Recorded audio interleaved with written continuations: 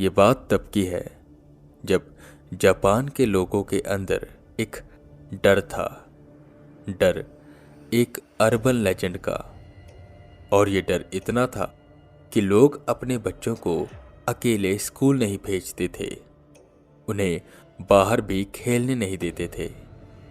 और ये urban legend सिर्फ बच्चों को ही नहीं बल्कि बड़ों को भी अपना शिकार बनाता था, जिसके सिर्फ नाम भर से ही लोग डर जाते थे।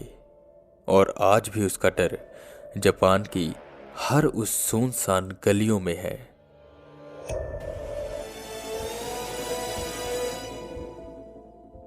जापान में ऐसे बहुत अर्बन लेजेंड हैं जिनकी कहानियां किसी को भी डरा सकती हैं। पर आज हम जापान के एक सबसे फेमस और डरावने अर्बन लेजेंड की बात करने जा रहे हैं, जिसका नाम है कुचिसाके ओना। कुचिसाके ओना, जिसमें कुची का मतलब है माउथ, साके का मतलब स्प्लिट, स्लिट या अलग, और ओना का मतलब वुमेन। और अगर हम इन्हें जोड़ते हैं तो कुचिसाके ओना का मतलब है माउथ स्लिट वुमेन। अब से लगभग 1200 साल पहले जापान के एक इलाके में एक बहुत सुंदर औरत रहती थी, जिसे अपनी सुंदरता पर बहुत गुमान था। वो एक समुराई की वाइफ थी।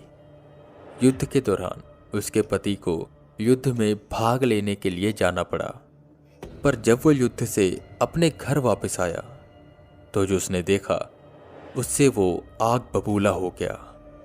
उसकी पत्नी किसी और मर्द की बाहों में थी। उस समुराई ने गुस्से में अपनी तलवार बाहर निकाली और एक वार से उसके मुंह को बीच से काट दिया, जिससे उसका वो सुंदर चेहरा बिगड़ गया। उस तलवार के वार से उसके चेहरे पर एक डरावनी मुस्कान का निशान बन गया, जिससे वो बेहद डरावनी और भद्दी लगने लगी। अब कौन तुम्हें खूबसूरत कहेगा? इतना कहकर वो समुराई वहां से चला गया। जब उस औरत ने अपने चेहरे को शीशे में देखा तो वो बहुत टूट गई और उसने एक बड़ी कैंची से अपनी जान ले ली। वो औरत वहीं पर मर गई और सबको लगा कि कहानी खत्म हो गई।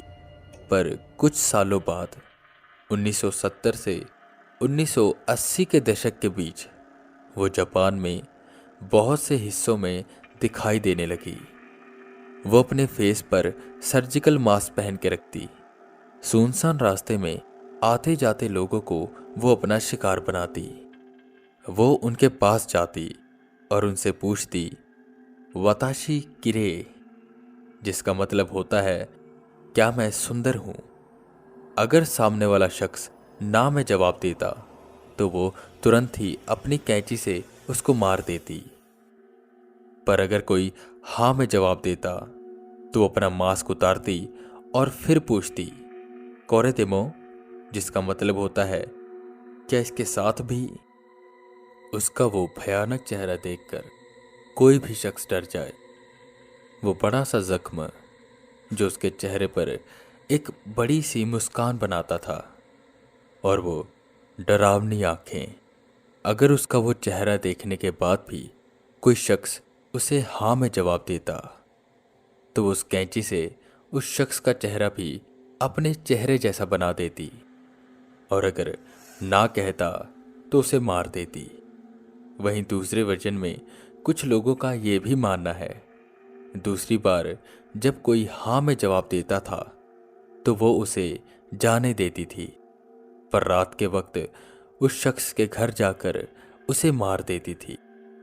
खैर, रोज अखबारों में किसी न किसी के कुचिसाके ओना के द्वारा शिकार होने की खबर आती रहती। लोग अपने बच्चों को बाहर नहीं जाने देते थे क्योंकि वो कुचिसाके ओना बच्चों को भी अपना शिकार बना रही थी। धीरे धीरे बातें इतनी फैल गई कि पेरेंट्स ने अपने बच्चों की सिक्योरिटी के लिए कॉप्स की मांग की। वो कॉप्स बच्चों के साथ रहते, जब वो स्कूल जाते और स्कूल से आते कुचिसाकी ओना की दहशत बढ़ती ही जा रही थी। उसे छुटकारा पाने का कोई एग्जैक्ट मेथड नहीं था, पर कुछ लोग कहते हैं कि अगर उसका वो चेहरा देखने के बाद कोई हाँ या ना में जवाब देने की बजाय एवरेज कह दे तो कुचिसाकी ओना कंफ्यूज हो जाती है और उस शख्स को भागने का मौका मिल जाता है। पर आप कब तक उससे भाग लोगे? बहुत लोगों ने कुचिसाकी ओना को देखा, पर जैसे जैसे जापान डेवलप होता गया वैसे वैसे कुचिसाकी ओना दिखना कम होती गई।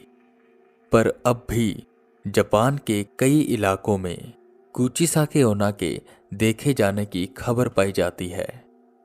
अब ये बस रूमर्स हैं या सच, वो तो हमें नहीं पता। पर बाकी आपको क्या लगता है? और अगर आपका कभी ऐसी बला से सामना हो तो आप क्या करेंगे?